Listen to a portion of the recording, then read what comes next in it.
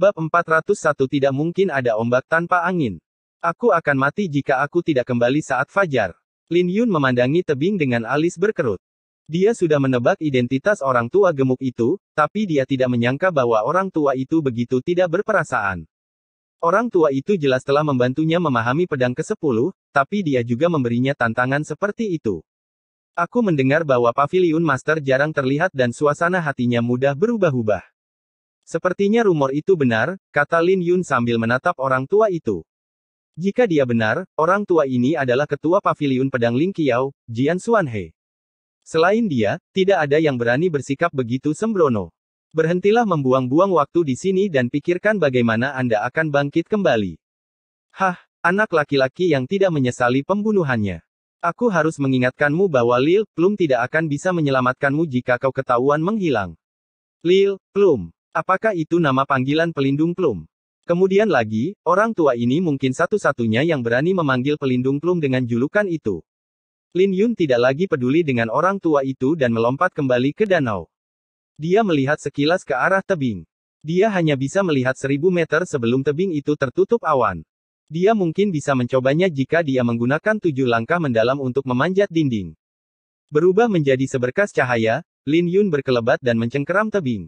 Tapi tanpa disadarinya, dia tidak bisa meninggalkan bekas apapun di tebing itu. Bagaimana ini mungkin? Wajah Lin Yun berubah. Dia mempraktekkan jurus pertempuran Dracula, yang membuat jari-jarinya sekuat artefak yang dalam. Tiba-tiba, Lin Yun teringat bagaimana gunung itu berguncang dari telapak tangannya, tapi tidak meninggalkan bekas apapun. Dia akhirnya mengerti bahwa tebing itu memiliki susunan dan secara praktis tidak mungkin meninggalkan bekas apapun di atasnya. Tebing itu halus seperti cermin dan terlalu tidak realistis untuk mencari tempat yang bisa dia gunakan sebagai pijakan. Menjalankan 7 langkah mendalam sekali lagi, segel gagak emas muncul di belakang punggungnya dan dia membumbung tinggi ke langit seperti burung gagak emas. Namun, dia kehilangan momentum di tengah perjalanan menaiki tebing. Dengan keengganan berkedip di matanya, Lin Yun menginjak udara dan meninggalkan 9 bayangan, dengan setiap bayangan melemparkan telapak tangan. Ketika bayangan Lin Yun saling tumpang tindih, Lin Yun menarik napas dalam-dalam dan sosoknya menjadi kabur di langit. Detik berikutnya, dia memancar seperti matahari saat dia membumbung tinggi ke langit. Ketika orang tua itu melihat Lin Yun menghilang dari pandangannya, dia bergumam pada dirinya sendiri, semakin tinggi Anda mendaki, semakin keras Anda jatuh. Ketika Lin Yun memasuki awan, dia mengangkat kepalanya dan akhirnya melihat ujung tebing pertobatan. Dia langsung bersukacita, tapi bahkan sebelum senyum itu bertahan sedetik pun di wajahnya, dia jatuh seperti meteor dan jatuh ke danau. Jatuhnya menyebabkan gelombang besar. Melihat Lin Yun, dia tidak jauh dari patah tulang. Tidak mungkin baginya untuk memanjat tebing dengan kultivasinya saat ini, bahkan dengan bantuan 7 langkah mendalam. Jika dia mencoba memohon pada orang tua itu, dia tahu bahwa orang tua itu mungkin akan membantunya, tapi itu hanya akan membuat orang tua itu meremehkannya. Lin Yun kembali berdiri dan dia mengeluarkan sebuah potongan batu giok. Pada lembaran batu giok itu tertulis 3 kata, Kitab Suci Angin Besar. Ini adalah hadiahnya dari alam Qinyang. Dia bisa mendengar kata-kata roh altar penusuk langit terngiang di telinganya, aku akan menganugerahkan Kitab Suci Angin Besar, berharap kau bisa melayang ke 9 langit dengan angin suatu hari nanti. Dia awalnya mengira bahwa Kitab Suci Angin Besar adalah teknik kultivasi untuk alam bela diri yang mendalam, tetapi dia kemudian menyadari bahwa itu berbeda. Dia harus memahami maksud di baliknya jika dia ingin mempraktikkannya. Akan berbahaya jika dia tidak melakukannya. Dia merasa bahwa Kitab Suci Angin Besar adalah untuk para kultivator di alam Istana Ungu. Lagi pula, bagaimana mungkin teknik bela diri dari zaman kuno bisa dibandingkan dengan yang sekarang? Saya hanya punya waktu 1 malam untuk mencoba ini. Lin Yun meletakkan potongan batu giok di dahinya dan membiarkan teknik bela diri memasuki pikirannya.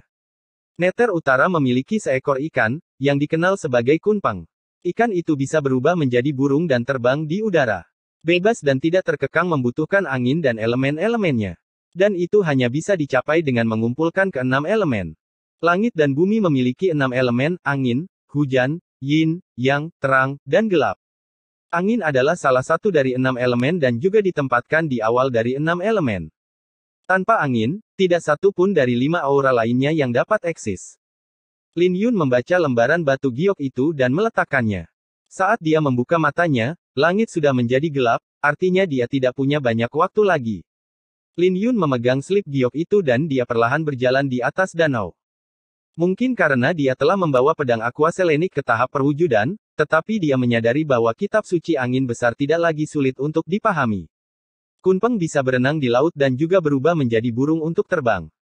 Saat ini, dia seperti ikan di laut dan dia harus berubah menjadi burung untuk terbang. Ini berarti dia membutuhkan angin. Lagi pula, bagaimana dia bisa terbang tanpa angin? Kitab suci angin besar memiliki total 4 tahap, yang berbeda dari kategorisasi modern. Kitab suci angin besar dipisahkan menjadi halus, cemerlang, menakjubkan, dan kesempurnaan. Ini dimulai dengan baik, yang berarti bahwa penguasaan yang lebih rendah dan lebih besar tidak ada. Ini menyatakan bahwa teknik bela diri ini memiliki ambang batas yang tinggi dan Anda akan mendapatkan sesuatu darinya atau gagal. Dari mana datangnya angin?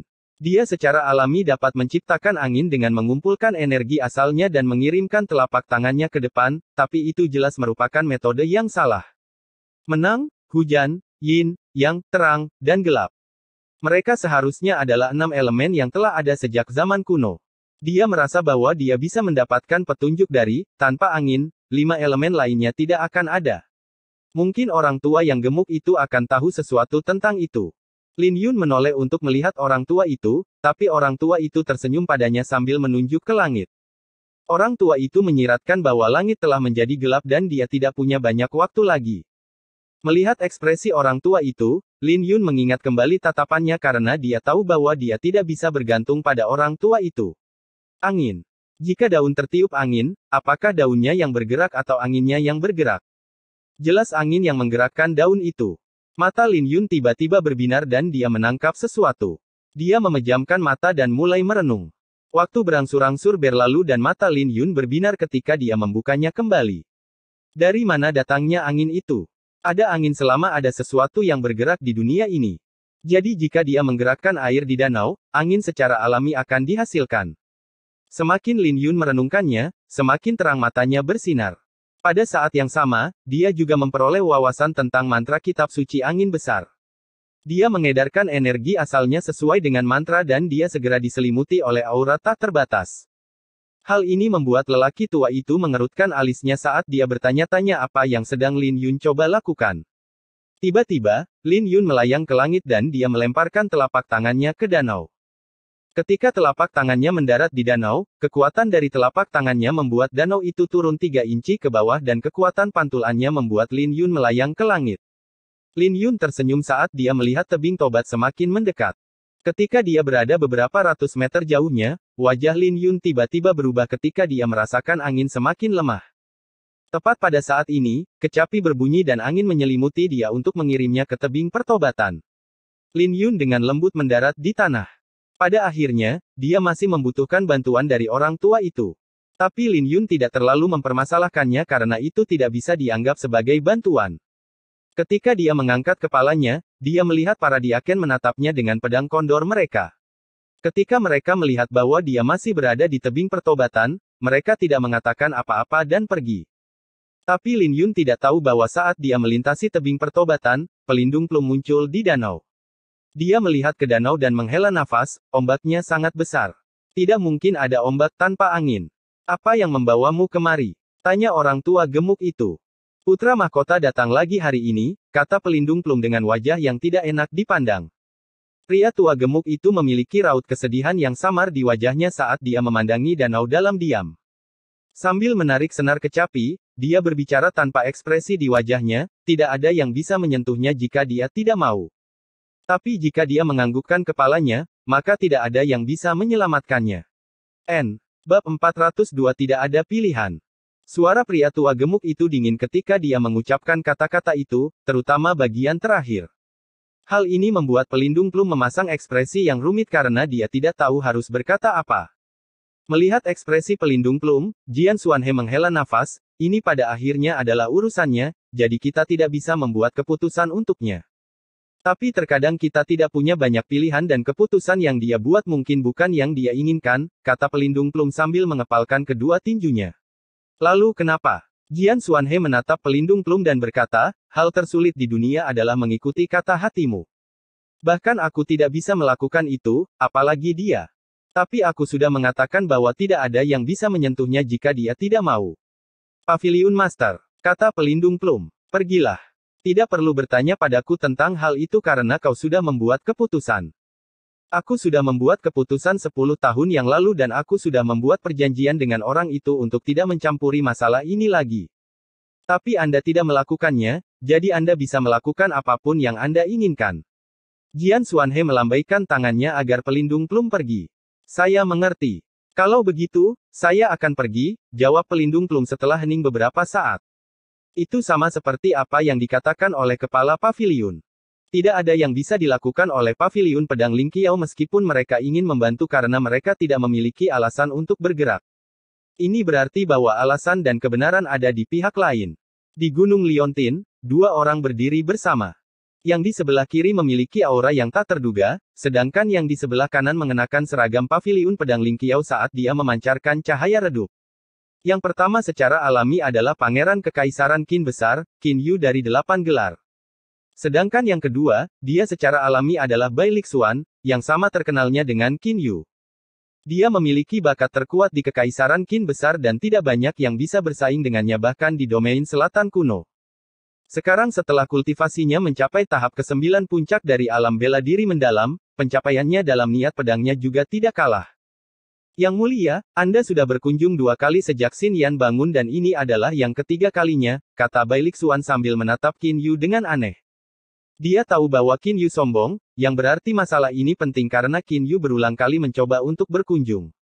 Ada desas-desus bahwa putra mahkota menyukai penampilan Xin Yan, tetapi Bai Lixuan tidak berpikir sesederhana itu.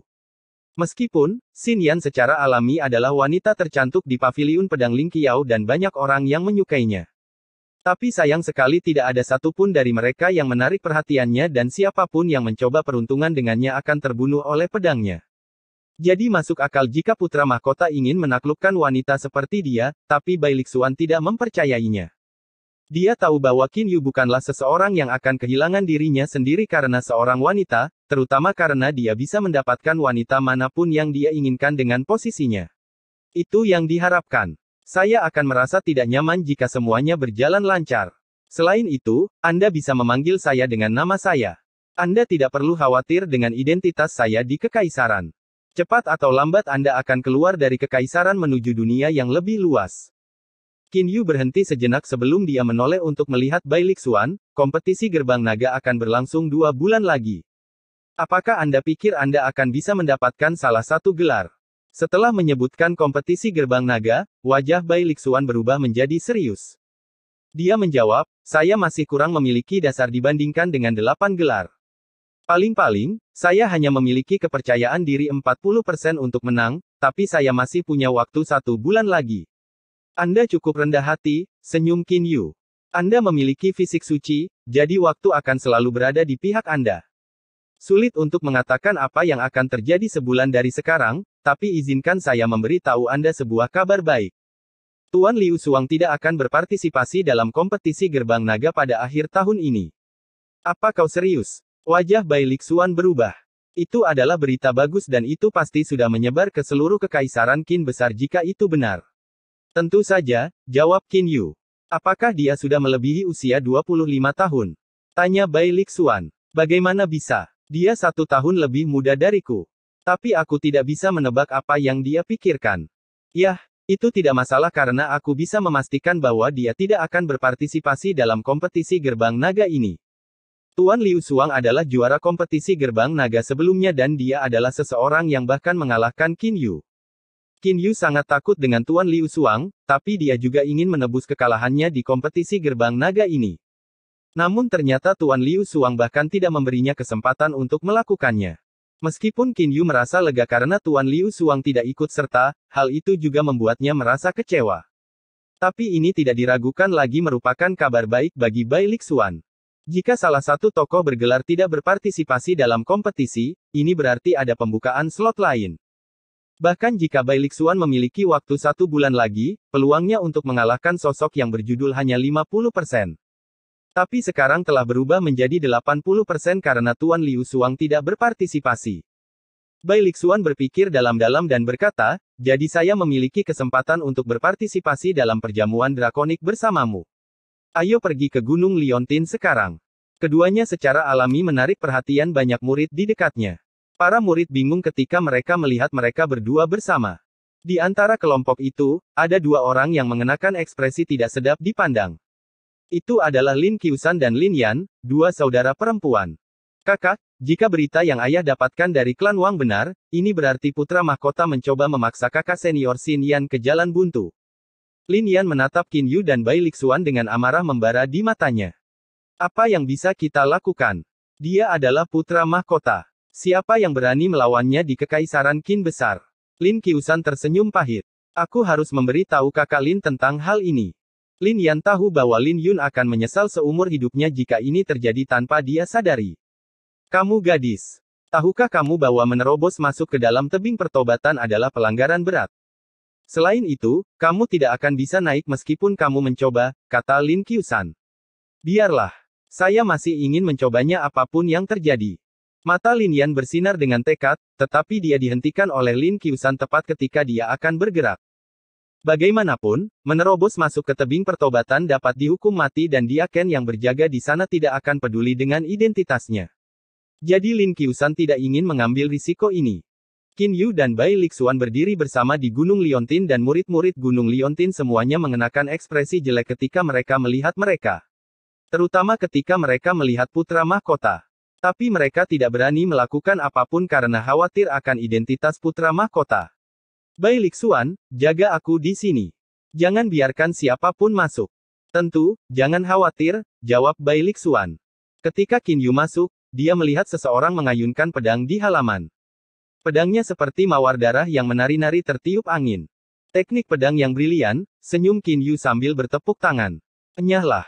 Xin Yan menyarungkan pedangnya dan tidak berbalik. Xin Yan, apakah ada kebutuhan bagimu untuk menjadi begitu berdarah dingin? Tidak peduli apa, kita masih memiliki persahabatan sejak kita masih kecil. Tidak berlebihan jika dikatakan bahwa kita tumbuh bersama, senyum Qin Yu. Tumbuh bersama. Pergilah sejauh mungkin. Jangan paksa aku untuk menyerang. Xin Yan berbicara dengan suara bergetar. Dia menahan amarah dan niat membunuhnya sampai-sampai tangannya gemetar. Kamu tidak akan. Qin Yu muncul di hadapan Xin Yan dengan senyum percaya diri di bibirnya. Saya tidak pernah mengulangi apapun untuk ketiga kalinya, tetapi Anda adalah pengecualian. Ngomong-ngomong, kita memang memiliki pertunangan di antara kita. Jika bukan karena apa yang terjadi saat itu. Qin Yu berbicara sambil tersenyum saat dia memeriksa sosok Xin Yan. Diam. Xin Yan mengeluarkan niat membunuhnya, tapi dia tidak menghunus pedangnya. Itu bukan karena dia tidak berani, tapi dia tidak bisa. Merasakan niat membunuh Xin Yan, senyum perlahan menghilang di wajah Qin Yu dan dia berkata dengan dingin, kupikir kamu orang yang cerdas, tapi aku tidak pernah membayangkan kamu akan begitu keras kepala. Aku sudah memberimu cukup muka untuk memintamu 3 kali. Ketika kamu datang untuk memohon padaku di masa depan, aku tidak akan bersikap baik padamu lagi. Saat dia memeriksa wajah Xin Yan, dia mencibir, kamu ingin bunuh diri. Tidak semudah itu. Apakah kamu pikir semua orang akan tenang saat kamu mati? Kamu harus memikirkan anggota klanmu yang diasingkan ke perbatasan serta Lin Yun yang melumpuhkan urat nadinya yang dalam dan sekarang berada di tebing pertobatan. Cobalah jika kau berani. Aku tantang kamu untuk menyentuh sehelai rambut pun pada adik laki-laki. Xin Yan menghunus pedangnya dan mengarahkannya ke Qin Yu. Haha, mengapa kamu tidak bertaruh jika aku berani karena kamu tidak mau? Aku memberimu waktu 3 hari untuk mempertimbangkannya. Qin Yu tersenyum dan ketika dia berjalan melewati Xin Yan, dia melanjutkan, Xin Yan, apakah kamu masih berpikir bahwa kamu punya pilihan? Apakah kamu punya pilihan lain selain menyetujui saya? Tubuh Xin Yan gemetar saat dia merasakan sakit yang menyengat di hatinya. Kakak laki-lakinya telah meninggal dan kakak laki-lakinya adalah harapan terakhirnya. Dia memang tidak punya pilihan. Bahkan jika dia berpura-pura kuat, itu masih tidak bisa menyembunyikan fakta bahwa dia tidak berdaya. Ye Xinyan, pikirkan ini dengan baik. Ini adalah kesempatan terakhirmu, tapi kamu hanya punya waktu 3 hari. Jika tidak, jangan salahkan aku atas konsekuensinya, kata Qin Yu dengan dingin. Bab 403 Mawar Kehilangan Warna. Aku akan berjanji padamu. Sebuah suara lemah terdengar saat Qin Yu hendak melangkah keluar dari pintu. Ketika Qin Yu mendengarnya, dia tersenyum dingin. Dia berbalik dan dia melihat gadis Kuyu yang berdiri di halaman. Xin Yan mungkin tampak kuat, tapi itu hanya sebuah fasad. Untuk waktu yang lama, dia telah berada di ambang kehancuran. Fasadnya hancur total ketika Qin Yu mengancamnya dengan Lin Yun. Dia adalah mawar yang kehilangan warnanya. Bagus. Pernikahan akan berlangsung 10 hari dari sekarang. Aku bahkan akan memberimu pernikahan yang megah. Setelah pernikahan, anggota klanmu akan mendapatkan kembali nama keluarga mereka dan mereka tidak akan lagi menjadi budak. Sedangkan untuk adik laki-lakimu, aku bisa berjanji padamu bahwa tidak ada yang akan menyentuhnya, senyum Qin Yu dengan lembut. Wajah Xin Yan pucat saat dia mengatupkan rahangnya. Dia menatap Qin Yu untuk waktu yang lama sebelum dia menggertakkan giginya. Qin Yu, aku belum pernah melihat seseorang yang hina sepertimu. Jika saya punya pilihan, saya akan menebasmu di sini dan sekarang juga. Kata-katanya lebih dingin dari musim dingin karena niat membunuh datang dari lubuk hatinya. Tanpa ada perubahan pada wajahnya, Qin Yu menjawab, ini semua salah ayahmu. Ayahmu berkolusi dengan musuh meskipun dia adalah komandan pengawal ilahi. Jika bukan karena paviliun pedang Ling Qiao, kamu dan kakakmu pasti sudah mati sekarang. Berkolusi dengan musuh. Xin Yan mencibir dengan jijik. Dia hanya merasa itu adalah ejekan terbesar yang pernah ada. Dia masih muda saat itu, tapi dia sudah mengetahui semuanya. Ayahnya meninggal karena dia berasal dari paviliun pedang Ling Qiao, yang membuat kaisar curiga. Persiapkan dirimu. Saya ingin semua orang di kekaisaran tahu tentang pernikahan 10 hari dari sekarang. Itu lebih sulit dari yang dibayangkan, tetapi Qin Yu akhirnya menyelesaikan tujuannya. Dengan senyum di wajahnya, dia berbalik dan pergi. Ketika dia keluar, dia melihat Bai Lixuan yang telah menghentikan Li Wuyu dan Mo Cheng. Ada banyak anggota Gunung Liontin yang berdiri di belakang mereka berdua dan semuanya tidak ramah. Bajingan, apa yang kau katakan pada kakak perempuan? Li Wuyu berkobar saat Qin Yu muncul. Jaga sikapmu. Bai Lixuan hanya mengangkat tangannya dan sarung pedang di tangannya menghantam dada Li Wuyu, membuatnya terbang sambil memuntahkan seteguk darah. Aku sudah bilang untuk menjaga sikap. Bahkan 100 dari kalian tidak ada apa-apanya di depanku, kata Bai Lixuan dengan jijik di matanya. Sialan. Tepat ketika Bai Lixuan hendak memanggil jiwa bela dirinya, Mo Cheng melangkah maju dan berdiri di depannya. Yang mulia, Gunung Liontin tidak menyambut Anda. Jadi tolong jangan menjadikan diri Anda tamu di sini lagi di masa depan, kata Mo Cheng. Dia tidak tahu apa yang dikatakan Qin Yu kepada Xin Yan, tetapi dia tahu bahwa Qin Yu sudah berkunjung 2 kali. Setiap kali dia pergi, Mo Chen akan melihat Xin Yan diliputi kesedihan. Jangan khawatir tentang itu. Aku tidak akan datang lagi. Xin Yan akan menikah denganku 10 hari dari sekarang dan kemudian dia tidak akan lagi tinggal di paviliun pedang Ling Qiao, kata Qin Yu. Kata-katanya adalah sebuah bom yang mengejutkan semua orang. Ada desas-desus, tetapi tidak ada seorang pun dari Gunung Liontin yang menganggapnya sebagai sesuatu yang nyata karena mereka percaya bahwa Xin Yan tidak akan menikahi Qin Yu. Tidak mungkin Xin Yan akan setuju hanya karena kekayaan dan status, belum lagi Xin Jue baru saja meninggal. Bahkan Bai Lixuan pun terkejut saat mendengarnya. Dia tidak pernah menyangka bahwa Xin Yan benar-benar menyetujuinya. Kamu bohong. Itu tidak mungkin. Semua orang segera menyuarakan keraguan mereka saat wajah mereka berubah. Li Wiyou meraung, minggir. Saya ingin melihat kakak senior Xin Yan dan saya ingin bertanya apa yang Anda lakukan. Maafkan aku, kata Qin Yu. Sebenarnya, dia adalah tunangan saya sekarang, dan dia tidak waras untuk bertemu dengan siapapun. Aku takut aku harus meminta kalian untuk tidak mengganggu tunanganku. Omong kosong. Aku ingin bertemu kakak senior Xin Yan sekarang. Li Wuyu berteriak dan dia hendak menerobos masuk ke gerbang. Tapi Qin Yu berdiri di hadapannya dengan sedikit niat membunuh berkedip di matanya. Tapi Bai Lixuan jauh di depannya. Dia mengirim Li Wuyu terbang dan melepaskan tekanan dari tubuh sucinya. Dia bertanya dengan suara dingin, apa yang kalian coba lakukan? Apakah kalian tidak mendengar kata-kata yang mulia? Xin Yan sudah menjadi tunangannya sekarang. Dia bukan lagi kakak senior yang bisa kalian temui kapanpun kalian suka. Telapak tangannya menakutkan dan tidak ada yang melihat bagaimana dia menyerang. Wuyu. Seseorang datang untuk memegangi Li Wuyu. Itu adalah Chen Xuanjun, yang merupakan murid peringkat surga. Dia adalah yang terkuat kedua setelah Lin Yun di Gunung Liontin. Setelah dia kembali dari alam teratai iblis, dia telah berhasil membuat terobosan ke tahap ke-10 dari alam bela diri yang mendalam. Chen Xuanjun memeriksa luka-luka Li Wuyu dan dia berbicara dengan dingin, Bai Lixuan, kamu juga seseorang murid paviliun pedang Ling Qiao. Apakah ada kebutuhan bagimu untuk melukainya begitu parah? Bai Lixuan memasang wajah acuh tak acuh.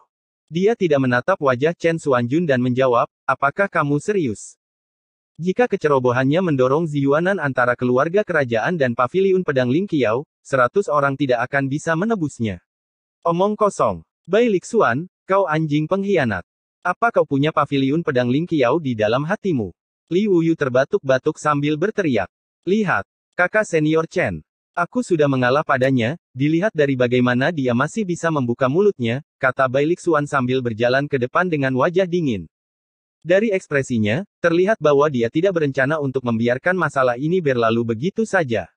Itu sudah cukup. Bai Lixuan, apakah kamu masih mencoba menyerangnya? Gonggong Chen Xuanjun. Kamu berani menghentikanku. Bai Lixuan mendengus sambil menatap Chen Xuanjun yang berdiri di depan Li Wuyu. Dia bertanya, bisakah kamu menghentikanku? Bersamaan dengan dengungan pedang, dia menghunus pedangnya. Tepat di saat kritis, Chen Xuanjun memblokir serangan itu, tetapi dia mundur 3 langkah dan tangannya gemetar. Apakah Anda benar-benar berpikir bahwa Anda menakut-nakuti saya sebagai murid peringkat surga? Chen Xuanjun, aku bersikap sopan dengan memanggilmu kakak senior. Tapi apakah Anda benar-benar berpikir Anda berbeda dari anjing di mata saya? Tepat pada saat ini, gerbang terbuka dan Xin Yan muncul di hadapan semua orang dengan wajahnya berlumuran darah. Sudah cukup. Kakak senior. Semua murid Gunung Liontin berbalik untuk melihat Xin Yan. Bai Lixuan, ini adalah Gunung Liontin saya dan Anda tidak dalam posisi untuk memberi pelajaran kepada siapapun. Xin Yan berkata dengan dingin saat dia menatap Bai Lixuan. Kamu seharusnya berterima kasih padaku. Jika Yang Mulia yang menyerang, apakah menurutmu anak nakal ini akan hidup? Bai Lixuan menyarungkan pedangnya tanpa ada perubahan pada ekspresinya. Sambil mengangkat kelopak matanya, Qin Yu menatap Xin Yan dan berkata, kita tidak punya banyak waktu untuk persiapan pernikahan. Aku akan pergi dulu. Bersama dengan Bai Lixuan, dia meninggalkan Gunung Liontin. Setelah semua orang pergi, Mo Cheng adalah orang pertama yang angkat bicara, kakak perempuan, apakah kamu benar-benar akan menikah dengannya? Xin Yan memejamkan mata dan menganggukkan kepalanya. Jawabannya membuat hati semua orang tenggelam ke dalam jurang karena mereka tidak bisa memahaminya. Carilah Penatua Luo. Katakan padanya bahwa saya ingin bertemu dengan pelindung Plum. Ketika Xin Yan membuka kembali matanya, tatapannya tenang tanpa fluktuasi. Chen Xuanjun menghela nafas. Dia tahu bahwa pasti ada cerita di balik masalah ini. 9 hari kemudian, pelindung Plum muncul di tebing bertobat dengan kotak pedang dan kantong interspasial. Ekspresinya tenang saat dia bertanya, bagaimana kabarmu? Lin Yun melihat ke kotak pedangnya dan kantong interspasial. Merasa penasaran, dia bertanya, ada apa? Yah, ini dianggap sebagai kabar baik untukmu. Han Yang, peringkat ke-11 dalam peringkat pencuri besar, telah muncul. Jika kamu bisa membunuhnya, maka kamu tidak perlu tinggal di tebing pertobatan lagi, kata pelindung Plum. Pencuri besar Han Yang. Lin Yun sudah pernah mendengar nama ini sebelumnya. Banyak murid sekte dan diaken yang telah mati karena orang ini. Dia adalah orang berdarah dingin yang membunuh tanpa mengedipkan mata. Yang paling penting, dia sudah berada di tingkat ke-10 dari alam bela diri mendalam bertahun-tahun yang lalu dan dia mungkin telah membuat terobosannya. Bahkan jika tidak, kultivasinya setidaknya berada di alam istana ungu setengah langkah. Sekte ini benar-benar berpikir terlalu tinggi tentang saya, menginginkan orang berdosa di tahap ke-8 dari alam bela diri mendalam untuk melakukan tugas yang begitu berat, kata Lin Yun. Pelindung Plum tidak berkata apa-apa lagi dan dia menjawab, puluhan murid paviliun pedang Ling Qiao telah mati di tangannya. Dia adalah orang yang sangat haus darah yang sedang kita bicarakan. Kalian bisa mendapatkan kebebasan kalian kembali jika kalian membunuhnya dan ketujuh tetua pedang tidak akan berpendapat apapun tentang hal itu. Lin Yun terdiam karena tugas yang tiba-tiba itu mengejutkannya. Meskipun dia sudah menduga bahwa sekte tidak akan benar-benar menahannya di sini selama 2 tahun, dia tidak menyangka akan secepat ini, yang membuatnya bingung. Dia menatap pelindung Plum dengan bingung, tapi dia tidak bisa melihat apapun dari wajahnya. Aku tidak akan memaksamu jika kamu tidak bersedia. Kompetisi gerbang naga akan dimulai dalam 40 hari dan kamu harus menunggu 3 tahun jika kamu melewatkan kesempatan ini, kata pelindung Plum sambil menunggu tanggapan Lin Yun. Dia hanya punya waktu 40 hari lagi. Lin Yun menghela nafas karena waktu berlalu terlalu cepat. Melihat kotak pedang itu, dia merasa agak asing dengan kotak itu saat melihat pola bunga di atasnya. Aku akan menyetujuinya. Aku akan membawa kepala pencuri besar Han yang kembali sebelum kompetisi gerbang naga dimulai, kata Lin Yun tanpa ragu-ragu. Namun, aku ingin bertemu kakak senior sebelum pergi. Dia merasa tidak nyaman karena dia merasa ada sesuatu yang terjadi. Xin Yan tidak ingin bertemu denganmu. Itulah yang dia katakan padaku, kata pelindung plum tanpa ekspresi di wajahnya. Kakak senior tidak ingin bertemu denganku. Hati Lin Yun tersentak. Bab 404 salju menyelimuti ibu kota. Lin Yun tidak pernah merasakan sakit yang begitu besar sejak Xin Jue meninggal. Dia bisa mengerti bahwa Xin Yan tidak ingin bertemu dengannya. Bagaimanapun juga, Xin Jue meninggal karena dia. Dia mungkin tidak ingin bertemu dengannya karena dia tidak ingin diingatkan tentang rasa sakitnya. Pada akhirnya, apa yang paling dikhawatirkan Lin Yun akhirnya terjadi. Dia juga merasa bersalah karena dia tidak mengunjungi kakak perempuannya saat dia keluar dari hutan pemakaman pedang. Selain itu, dia tinggal di tebing penyesalan dengan pahit selama 3 bulan terakhir. Dia tidak ingin bertanya atau memikirkan apapun karena hal ini telah disembunyikan di lubuk hatinya. Dia tidak berani melupakan, tetapi perhatiannya pada Xin Yan tidak pernah berkurang selama 3 bulan terakhir. Dia tidak tahu apakah dia bisa bertahan hidup dalam memburu Han Yang, jadi dia ingin bertemu Xin Yan sebelum kepergiannya. Melihat senyum pahit di wajah Lin Yun, pelindung plum menghela nafas, Lin Yun, jangan salahkan Xin Yan. Kenapa aku harus menyalahkannya? Lin Yun terlalu teralihkan oleh berita itu sehingga dia tidak menyadari pesan tersembunyi dalam kata-kata pelindung plum. Ketika dia menerima kotak pedang dari pelindung plum, dia membukanya dan melihat pedang pemakaman bunga tergeletak di dalamnya. Sudah lama sekali. Pedang pemakaman bunga berdengung sebagai tanggapan ketika Lin Yun meraihnya. Lin Yun bisa merasakan kegembiraan di pedang pemakaman bunga. Mengembalikannya kembali ke sarungnya, Lin Yun meletakkan pedang itu ke dalam kotak dan membawanya di belakangnya. Pada saat yang sama, dia juga mengambil kantong interspasialnya. Dia bertanya, apakah kau yakin pencuri besar Han yang muncul di daerah Primal Floor? Ya. Kabupaten Primal Floor terletak di perbatasan Kekaisaran Qin besar dan butuh waktu 1 bulan untuk melakukan perjalanan ke sana dan kembali.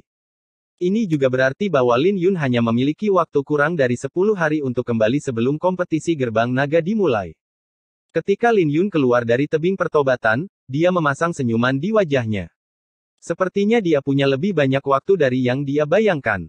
Pelindung plum juga membawa kuda naga darah, yang terlihat cukup energi setelah sekian lama berpisah. Dengan menunggangi kuda itu, Lin Yun kembali ke kejayaannya yang dulu. Kau akan membutuhkan jubah. Lagi pula, tidak akan baik jika seseorang melihatmu keluar dari tebing pertobatan. Pelindung plum mengatakan ini dan memberinya jubah. Lin Yun melihatnya sebentar sebelum dia mengambil topeng iblis dari kantong interspasial, aku akan menggunakan ini sebagai gantinya. Kuda naga darah berbalik dan membawa Lin Yun menuruni gunung. Dia perlahan-lahan menghilang dari pandangan pelindung plum. Sebelum malam tiba, kuda naga darah membawa Lin Yun ke perbatasan Kabupaten Qin Surgawi. Tidak lama lagi dia akan tiba di padang rumput utara. Tepat pada saat ini, salju tiba-tiba turun dari langit. Salju turun. Lin Yun bergumam pada dirinya sendiri sambil melihat sekeliling. Bukan karena dia melihatnya, itu memang waktunya musim dingin. Saat itu musim gugur ketika dia dikirim ke tebing pertobatan dan sudah 3 bulan sejak itu. Ini berarti sudah waktunya musim dingin. Ketika dia mengingat kembali kenangan ketika dia pertama kali bergabung dengan Paviliun Pedang Ling Qiao, saat itu juga sedang turun hujan salju lebat. Tidak butuh waktu lama bagi salju untuk menjadi lebih tebal dan dia tidak tahu berapa lama salju akan bertahan. Sambil memegang kepingan salju di tangannya, mata Lin Yun bersinar dengan tekad yang kuat. Dia harus kembali ke kompetisi gerbang naga apapun yang terjadi karena dia telah memberikan janjinya pada Xin Jue. Seorang pria tidak akan pernah mengingkari janjinya. Tepat pada saat ini, tiba-tiba terdengar peluit dan Lin Yun mengangkat kepalanya. Itu adalah pedang kondor yang tiba-tiba berteriak saat jatuh dari langit seperti meteor. Pedang kondor telah pingsan karena kelelahan. 2 sosok berlari keluar dari awan debu, itu adalah Lin Yan dan Lin Qiusan. Keduanya cukup terluka karena jatuh, tetapi mereka tidak bisa diganggu oleh itu saat mereka bergegas menuju Lin Yun. Lin Yun turun dari kudanya dan dia bertanya, mengapa kalian berdua ada di sini? Kakak Lin, sesuatu yang besar telah terjadi. Kata Lin Yan dengan cemas. Tenanglah. Bicaralah perlahan. Hati Lin Yun tersentak karena dia memiliki firasat buruk. Setelah Lin Yan mengatur nafasnya, dia berbicara dengan suara terisak, Kakak Lin, Li Wuyu terluka oleh Bai Lixuan dan kakak senior Xin Yan akan menikahi putra mahkota besok.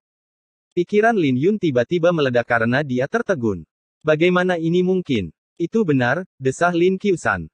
Lin Yan ingin memberitahumu tentang hal itu 10 hari yang lalu, tapi kejahatan menerobos masuk ke tebing pertobatan terlalu serius. Tapi aku memikirkannya hari ini dan masih memutuskan untuk memberitahumu tentang hal itu.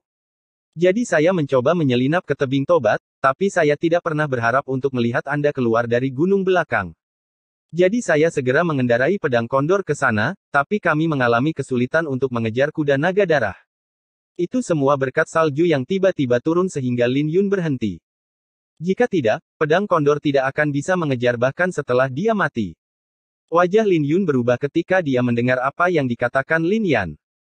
Tatapannya menjadi tajam saat dia menganalisis situasinya, kakak perempuan senior baru saja kehilangan anggota keluarga, jadi tidak masuk akal baginya untuk menyetujui lamaran Qin Yu.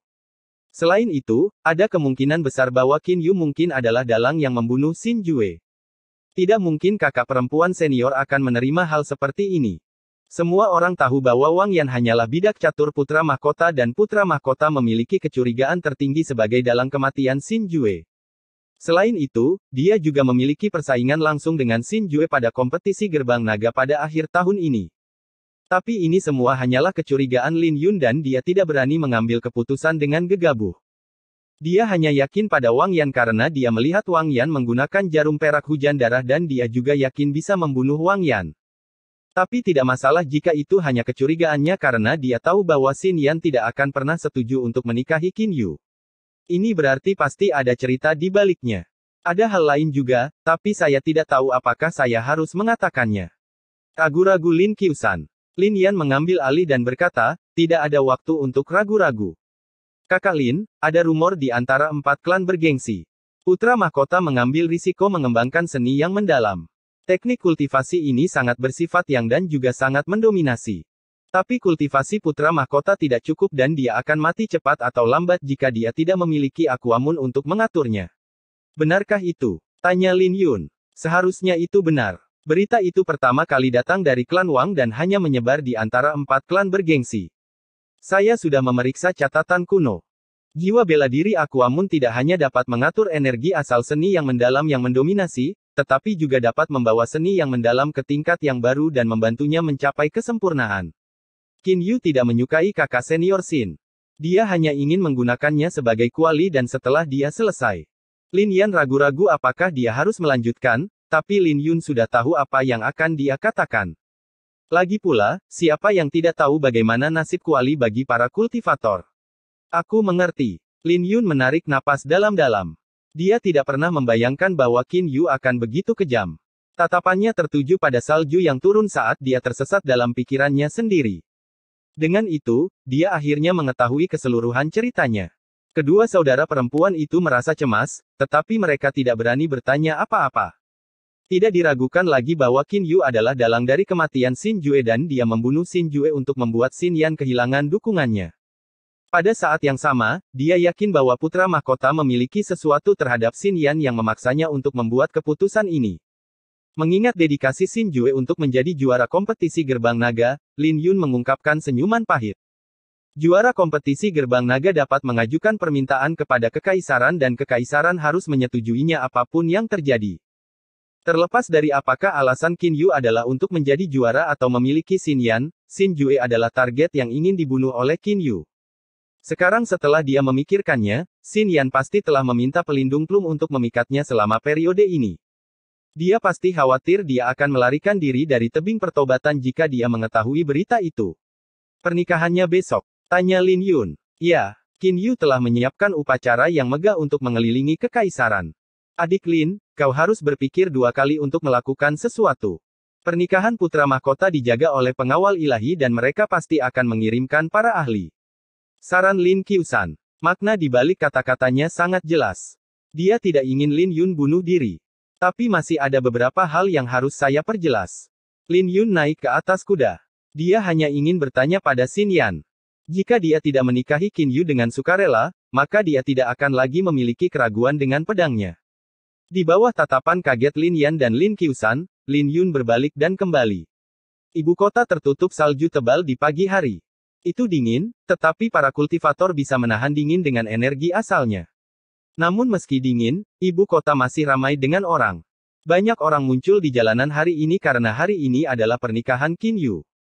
Pernikahan itu datang tanpa peringatan apapun, sehingga mengejutkan seluruh kekaisaran. Xin Yan terkenal dengan kecantikannya di Paviliun Pedang Ling Qiao dan dia bahkan memiliki julukan Mawar Darah. Namanya tersebar luas di seluruh kekaisaran Qin besar dan banyak orang yang memimpikannya.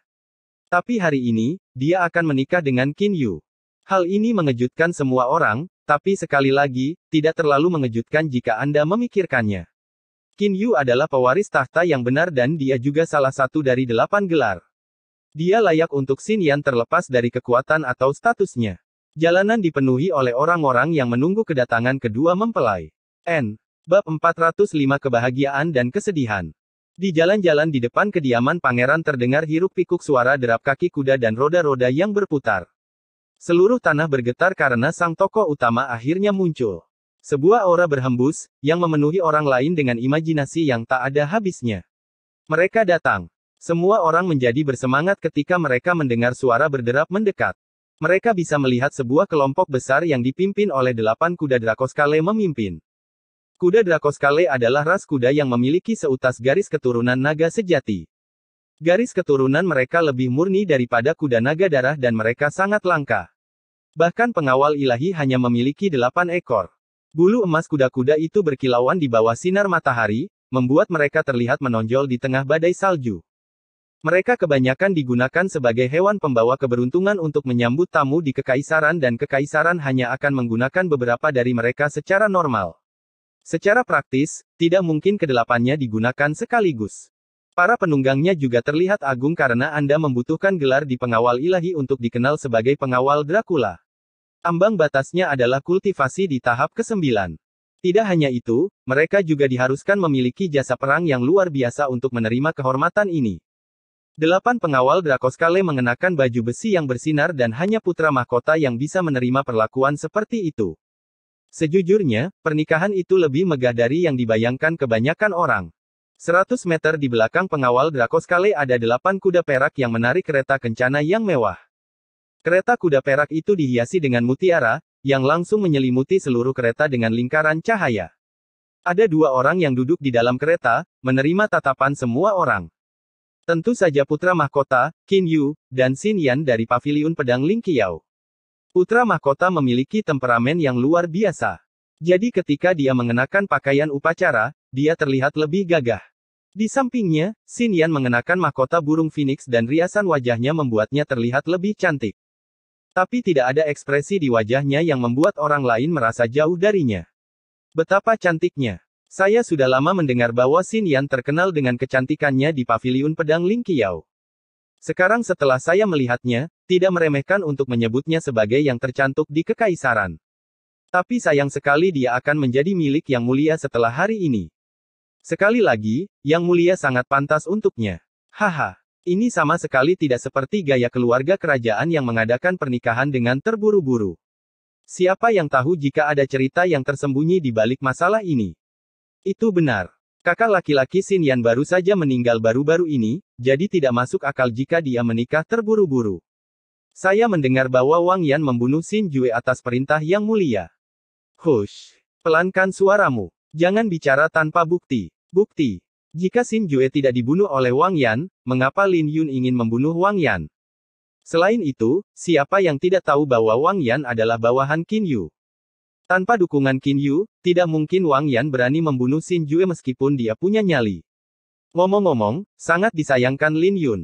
Dia sangat berbakat, tapi dia sekarang memiliki urat nadi yang lumpuh. Itu sama saja dengan melumpuhkan masa depannya. Keributan terdengar di balik tabir yang ramai. Orang-orang tidak mudah tertipu, itulah sebabnya Qin Yu membuat pernyataan besar untuk membungkam kontroversi. Tapi sayang sekali efeknya tidak terlalu bagus. Tetapi tidak ada yang berani mengatakannya dengan suara keras karena Qin Yu memiliki status tinggi di kekaisaran, belum lagi dia juga salah satu dari 8 gelar. Di samping kereta adalah para ahli dari Asosiasi Azure.